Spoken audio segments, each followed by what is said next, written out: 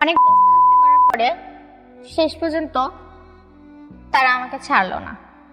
আমার কাছে তো আসতে আসতেই আমাকে তো নষ্ট করছেই, কিন্তু আমার ভাবিকেও ছাড়লো না। বলতে পারেন লাভটা কি হলো? এখানে কোনো লাভ হলো না। আমাদের দুই ননদ ভাবির সাথে সারা রাত তারা নির্যাতন করছে। তখন আমার ভাবি বলে সকালবেলা যে বোন, যা হওয়ার তা তো হয়ে গেছে, এখন আমরা কি করব? তখন আমি বলি ভাবি, যা হয়েছে সবটা আমার ভুলের কারণে হয়েছে, তাই তুমিও ভাইকে কিছু জানায়ও না আর আমিও কিছু জানাবো না। আমরা এই বিষয়টা এখানেই ভুলে যাই। এটা তোমার জন্য ভালো, আমার জন্য ভালো। আর যদিও জানাও, আসসালামু আলাইকুম, আশা করি সবাই ভালো আছেন, আপনাদের দোয়ায় আমরাও ভালো আছি। আজকে একটা চরম বাস্তব ঘটনা আপনাদের মাঝে তুলব। আমার নাম আখি, আমার বাড়ি শেরপুর। আমি যেটা বলবো সেটা আমার ও আমার ভাবির সাথে বাস্তব ঘটনা ঘটছে। আমার ভাবি সবে আমাদের বাড়িতে আসছে।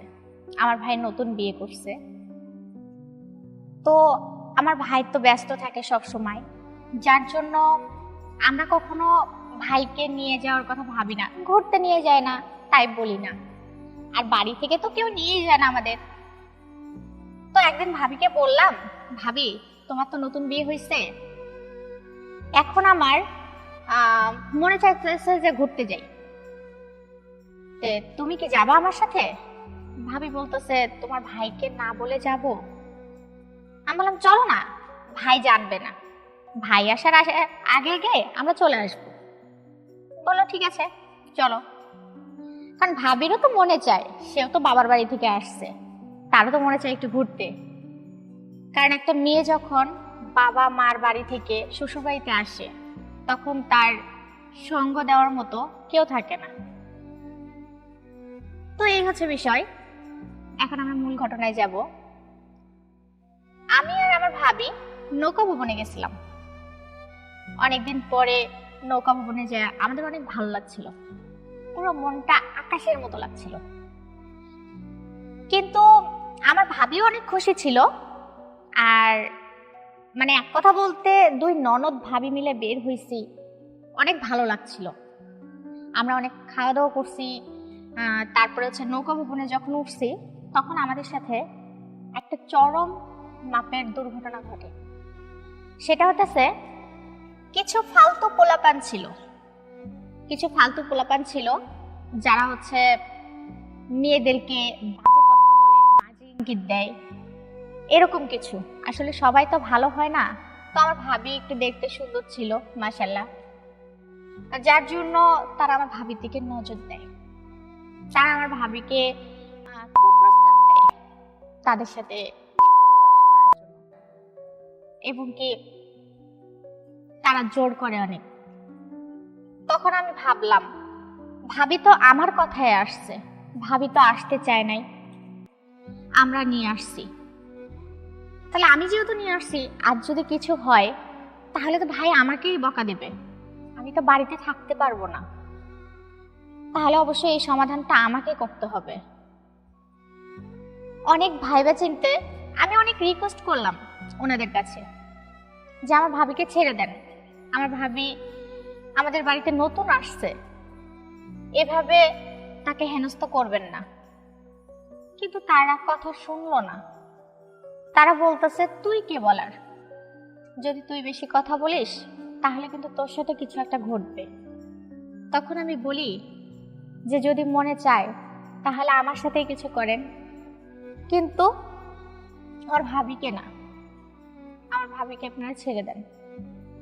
তারা ছাড়ে না, আমাকে বলে সরে যা, না হলে কিন্তু খুব খারাপ হয়ে যাবে। অনেকক্ষণ দস্তাদস্তি করার পরে তারা অনেক কিছু মানে হাতে পায়ে ধরার পরে তারা হচ্ছে আমার ভাবিকে ছেড়ে দেয়। তখন বলে যে তুই কি রাজি? আমি বললাম হ্যাঁ আমি রাজি।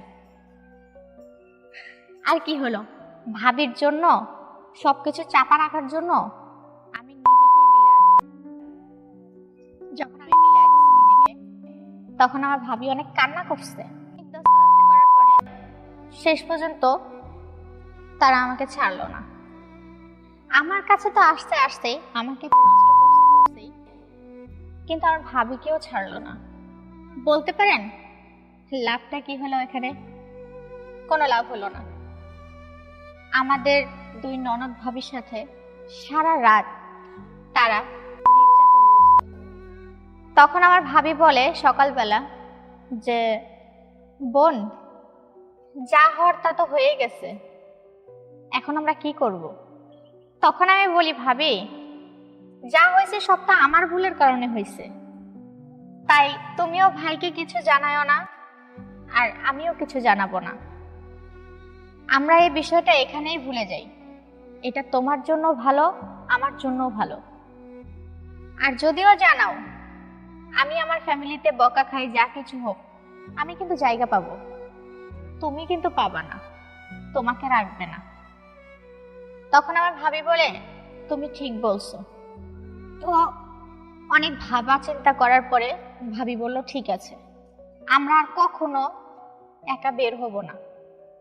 আমি তখন ভাবিকে বলি, ভাবি, ভুলটা তোমার না, ভুলটা আমার। কারণ আমি গার্জিয়ান ছাড়া, ভাইকে ছাড়া তোমাকে নিয়ে বাহিরে আসছি। আমার বোঝা উচিত ছিল আমরা দুইটা মেয়ে মানুষ, কিন্তু না বুঝে আমি তোমাকে জোর করে নিয়ে আসি। আজকে আমার জন্যই তো তোমারও ক্ষতি।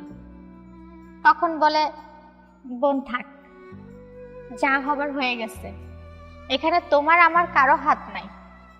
তাহলে আমি ভাবি যে আমার ভাবিটা কতটা কতটা স্যাক্রিফাইস করছে আমার জন্য, যে সে মানে সবকিছু আমার জন্য মেনে নিছে। তো আমি আপনাদেরকে বলবো, ভাই যাই কিছু করেন কিংবা বোন, আপনারা আপনাদের ফ্যামিলির কাউকে ছাড়া কখনো বের হবেন না। এটা আপনাদেরই ক্ষতি। অবশ্যই যে কোনো কাজ করবেন ফ্যামিলিকে বুঝাবেন, আর এটা আপনার জন্যও ভালো, আপনার ফ্যামিলির জন্যও ভালো। আশা করি আমার গল্পটা আপনাদের ভালো লাগছে। আর নতুন নতুন গল্প পাইতে অবশ্যই চোখ রাখবেন। আসসালামু আলাইকুম।